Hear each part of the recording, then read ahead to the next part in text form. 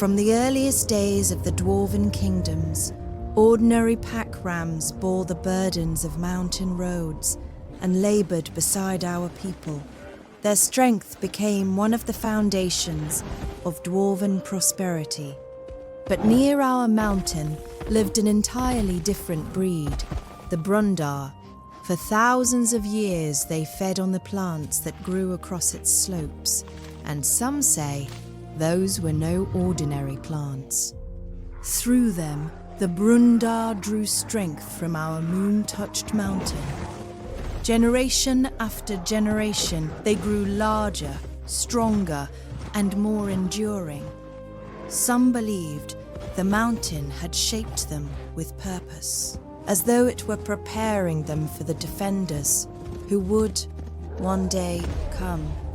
They possessed the bulk and strength of a bear, yet kept the sure footing of a mountain ram upon the cliffs, dangerous, stubborn, and immensely powerful, yet never cruel without cause. The Brundar knew the mountain as their home. The Brundar knew the difference between one who belonged to the mountain and one who came to defile it. Goblins and other foul creatures earned their hatred most of all. When clans from distant lands joined the kingdom, each brought skills of its own, honed across centuries. Among them were the northern dwarves, hardened by the cold and skilled in the ways of wild creatures. They understood that the Brundar could never be subdued by force. Their trust was earned slowly. With the leaves they favoured, shelter during blizzards, warmth beside the fire, and protection for their young. What arose between them was an alliance, not ownership.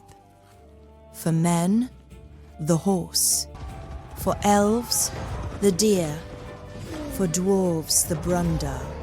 Elven chroniclers still debate which of the two the mountain blessed with greater stubbornness, the dwarf or the Brundar. The dispute endures only because neither has ever learnt to yield. In time, the northern clans and their Brundar became the living spearhead of the Dwarven army. The Brundar cavalry was counted among the mightiest mounted forces in all the Dwarven kingdoms.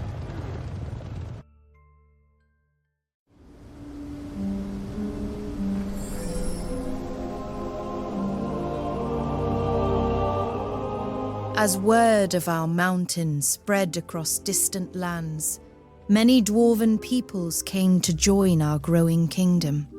Among the largest were the dwarves of the old forest, whom we welcomed beneath our mountain. For many generations, they had lived beside a small mountain, surrounded by a dense and ancient forest. Those woods lay within elven lands. Several centuries earlier, the elves had allowed the dwarves to settle there, on one condition. They were to respect the forest and preserve its natural order. In time, life among the trees changed both their crafts and their customs. They learned to recognize healing herbs, rare roots, and plants whose properties were almost unknown to other Dwarven peoples. Their healers became some of the finest among all dwarves. Their carpenters, wood carvers, and masters of timber work had no equal. They fashioned beams, gates, wagons, lifting mechanisms, and wooden structures without which the building of our capital would have taken far longer. They harvested timber with knowledge rather than waste. They knew which trees could be taken, which had to remain, and when new ones should be planted. Even their ways of war had been shaped by the old forest. They became skilled scouts, trackers, and military engineers. They could swiftly raise fortifications, traps, crossings and siege works. It was said that a company of old forest dwarves could turn an ordinary clearing into a fortified position in a single night. Life beside the elves had left other marks upon them as well. There were more vegetables and fruit upon their tables than most dwarves considered proper. The other clans would study such dishes for quite some time, before agreeing to call them supper. Most dwarves were certain of one thing.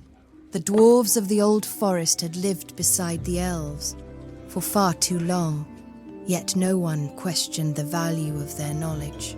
With them came new medicines, new crafts, and masters who knew how to work not only with stone, but with living wood. Another great people to find a home beneath our mountain were the dwarves of the Silver Road. Once, they too had possessed a mountain of their own, but after its loss, their people wandered between kingdoms for generations, hoping that one day they would find a new home. At first, they traded only to survive. They carried metals, precious stones, salt, cloth, medicines, and rare materials from one land to another. The road taught them that what holds the greatest value is not always what takes up the greatest space. And so, the jeweler's art flourished among them. Their masters learned to cut precious stones, fashion intricate jewelry, and recognize true worth, even within an unremarkable fragment. In this way, the wealth of an entire people could be carried inside a small chest, while their skill could travel with them along any road. The years passed, necessity became a craft, and in time, that craft became an inseparable part of their culture. They knew the trading roads, the customs of other peoples, the languages of distant lands, and the true worth of things for which inexperienced merchants often paid twice the proper price. Even after they found a new home beneath our mountain, some of their people continued to set out upon distant journeys. Leaving the mountain was never easy for them, yet they knew that the road fed their families, strengthened the kingdom, and would always lead them home again. With them came trade, new markets, diplomatic ties, and caravans from the farthest lands. Their jewelers helped turn the mountain's blue crystals into one of the most valuable treasures of the Dwarven world. Their merchants became the eyes and ears of the kingdom, far beyond its borders. They returned not only with goods, but with news of wars, alliances, blocked roads, and the movement of enemy armies. Thus, a people who had once turned to trade to survive their exile brought to the new kingdom wealth, connections, and knowledge of the world beyond the mountain.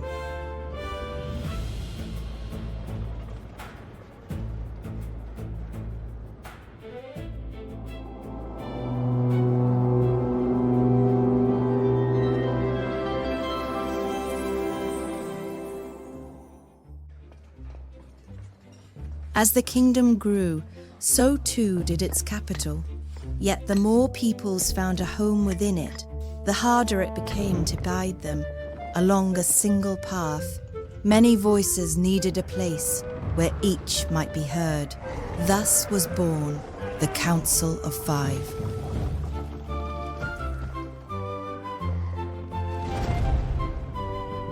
Behind each seat stood an entire people. Torven, the voice of the northern clans. Beldren, the voice of the old forest.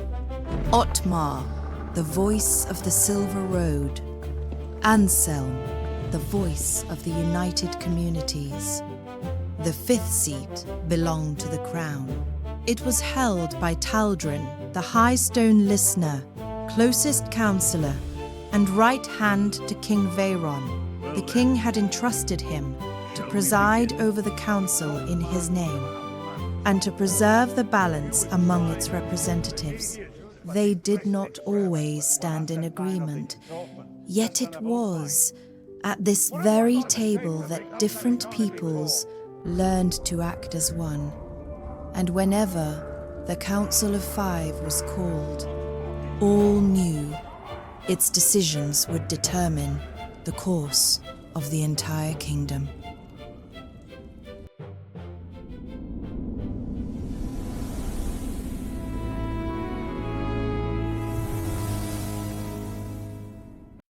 Beneath the mountain, new lands became part of the kingdom only after the dwarves had secured them.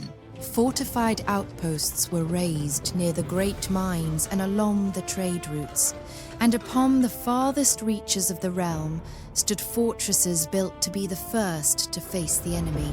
The most distant of them was Hellburn Bastion. It stood 3 days' journey on foot from the capital. Beyond its walls, the Dwarven realm ended, and the lands of goblins and other dreadful creatures began. Hellburn had been built with exceptional care. Its gates barred the main passage between the two territories, while its tiered walls commanded the entire subterranean valley. It was meant to withstand the first assault and delay the enemy. Only the most experienced warriors were chosen to serve in Hellburn's garrison, and upon its highest tower stood a great signal brazier, to be lit should the defenders ever find themselves outmatched. That night, the Watch of Hellburn failed to notice that the enemy was already within its walls. They were the Night Carvers, goblin saboteurs bred for one purpose alone: to breach enemy walls before the assault began. They disposed of the guards along the outer walls and made their way toward the signal tower. Their task was not to capture the fortress. They meant to strip it of any chance to warn the others. The Night Carvers cast the torches down to the lower tiers and began tearing apart the prepared beacon. A few more minutes, and Hellburn's flame could no longer have been lit in time. But the captain of the watch discovered their sabotage. He found the goblins beside the brazier itself and stopped them before they could finish their work. When the last of the saboteurs realized that their plan had failed, a signal arrow rose into the darkness. The first stones from the goblin catapults struck Hellburn before the garrison had even taken its positions upon the walls. From the darkness came ranks of goblins, heavy infantry, and trolls carrying ladders and siege engines. The sabotage had been only their first plan. Now the second was set in motion. The bastion sounded the alarm. The dwarves sealed the inner gates, loaded their crossbows, and met the enemy upon the walls. Yet the signal brazier remained dark. Every source of flame upon the upper tier had either been destroyed or cast down below. Then the captain of the watch saw a torch still burning beside a ruined gallery, 2 levels beneath him. He knew the fortress might not hold, but if the signal was not lit, the next assault would fall upon an unprepared capital. He descended to retrieve the torch. The battle was already raging around him. Goblins poured onto the walls, trolls shattered the fortifications, and the defenders of Hellburn lost one passage after another. Yet the captain of the watch continued to climb. With every step, the flame drew closer to the summit, and every step cost him more of his remaining strength. When only a few paces remained between him and the signal brazier, seconds later, a great fire rose above Hellburn, illuminating the entire subterranean valley. That night, Hellburn Bastion could not stop the enemy, but it fulfilled the purpose for which it had been built. It gave the kingdom time. At a distant outpost, a sentry saw the flame burning through the darkness. A new beacon blazed above the next fortress, then another. The signal travelled through the caverns, crossed subterranean chasms, and cast its light against the vaulted stone, until the final flame could be seen from the walls of the capital. And the 5 voices of the kingdom were summoned to gather in a single hall.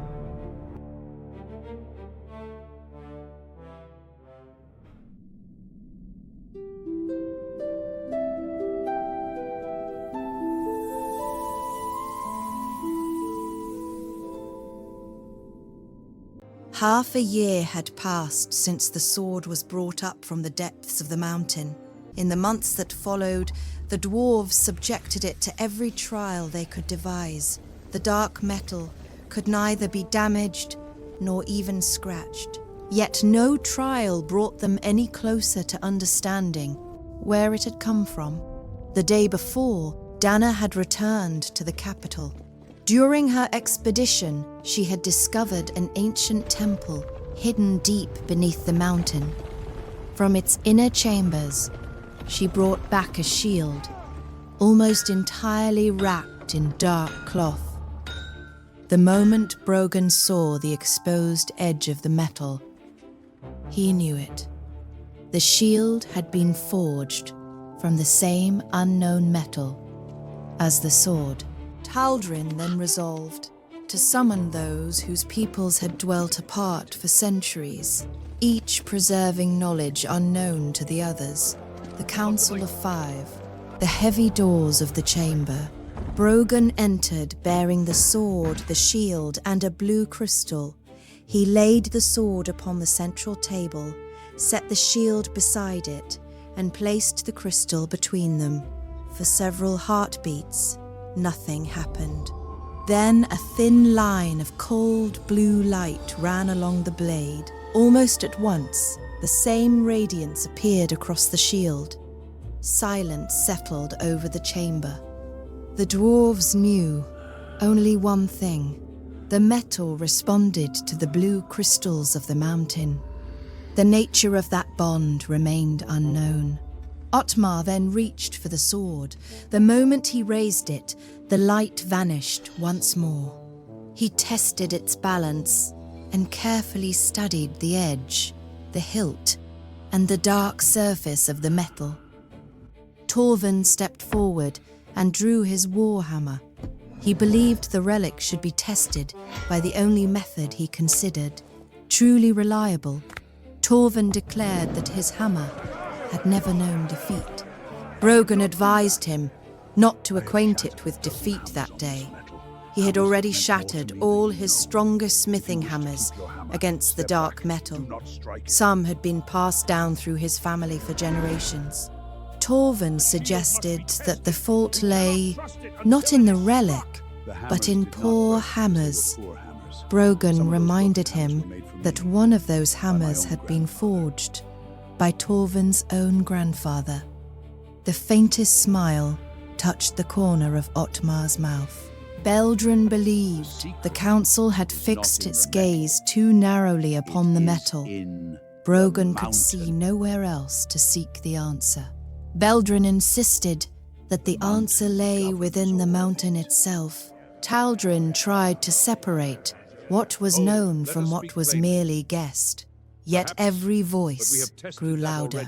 Disputes were common within that chamber. The council existed so that the voices of distant peoples might be heard beneath one roof. But never before had the 5 voices risen with such fervour. Only Anselm remained silent. He touched neither the sword, nor the shield, nor the crystal. He listened until the dispute began to circle back upon itself. Only then did he ask a single question. Had anyone ever tested the sword in true battle? Every voice fell silent. Taldrin answered that one dwarf had, Prince Varric. All the knowledge of the realm had been gathered within that chamber, yet they had left outside. The one dwarf who had already made the sword answer to his hand. And so Anselm asked that the prince be summoned. Footsteps sounded beyond the heavy doors. The blue crystal suddenly flared brighter. A slender line of light ran along the dark blade. This time, no voice rose in protest.